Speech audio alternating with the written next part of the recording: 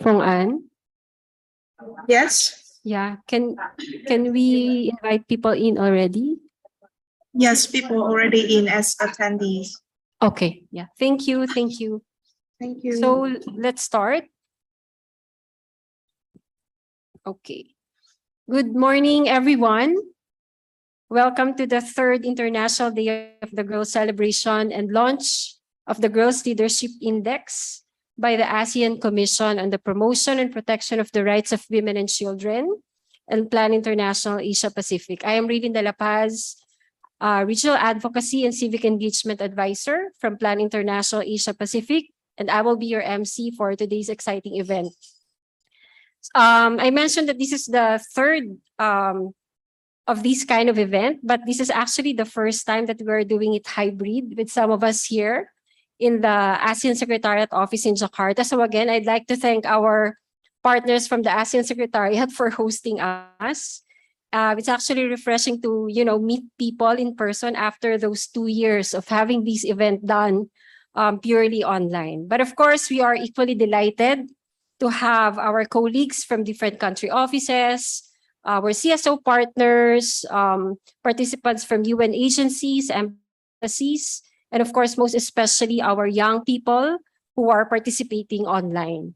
So what makes today extra special is having colleagues joining us from different country office. So we have Micah from the German National Office. Welcome to the ASEAN Secretariat. And of course, our Chief Executive Officer, Stephen Omolio, who you will hear later share with us his keynote speech. We'll also have 3 girls take over this time. We'll have amazing girl advocates from Thailand, from Indonesia and Vietnam.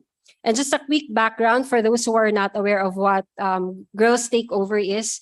It is when leaders from different sectors, business, media, government, CSOs, hand over their roles for a moment to girl advocates in recognition and support of girls' right to participation and leadership, support to gender equality in general, and to listen and respond to girls' recommendations. So it's being done actually as part of the International Day of the Girls celebration.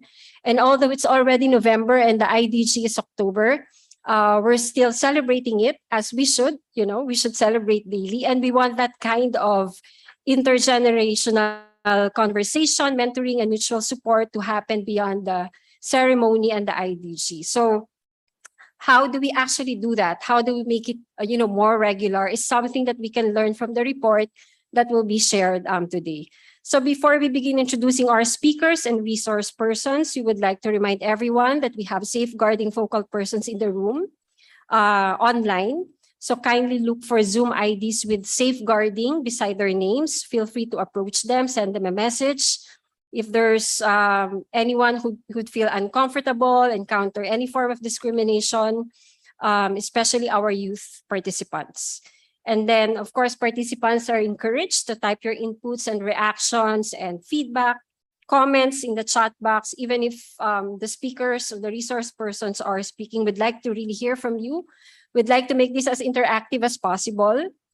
And we will find time to read and respond to them in our Q&A later. So we'd be happy to, as I mentioned, hear from you. And I understand we don't usually do this in such a formal event like this, but if you could type in your name, the country or organization that you're representing, and maybe add the emoji to represent how you are feeling today, that would also be good. So let's do that as a way to to interact and bridge this gap that we have online. So again, we'll have our set of speakers to formally welcome us and open this event, which begins with a video message from Excellency Ekapab Panthabong, the Deputy Secretary General of the ASEAN for Socio-Cultural Community. And before we play that video message, this event is being recorded, so I hope it is okay with everyone. Please let us know if anyone is not comfortable doing that. Thank you so much.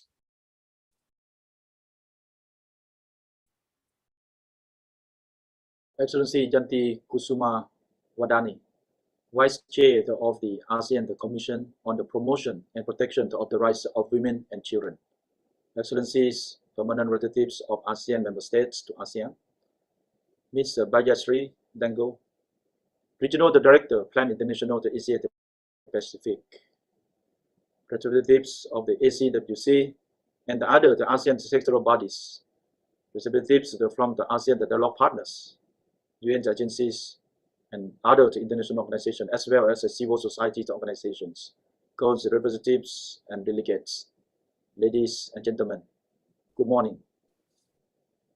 It is my great pleasure to welcome you to this year's commemoration of the International Day of the Girl and launch of the 2022 Girls Leadership Index.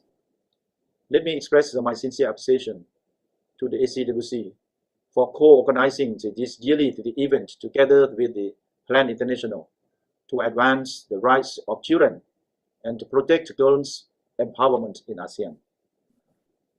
The celebration today strongly manifests ASEAN's efforts in fulfilling its commitments to all the children and girls in the region, as outlined in the United Nations Convention of the Rights of the Child. Ladies and gentlemen, ASEAN continues to support effective global and regional campaigns and to produce robust knowledge and evidence-based policies, particularly on girls' empowerment. ASEAN recognizes that investing in the adolescent, the health, and the well-being is investing in the sustainable development and the better future for all the people in the region. The ASEAN region is home to over 200 million young persons aged 15 to 34 years.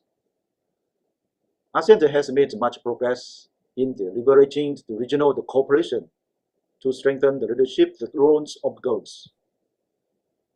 This is evident in the 7 key elements of the Girls' Leadership Index, namely the education, economic opportunities, protection, health, political voice and representation, laws and policies, and climate action.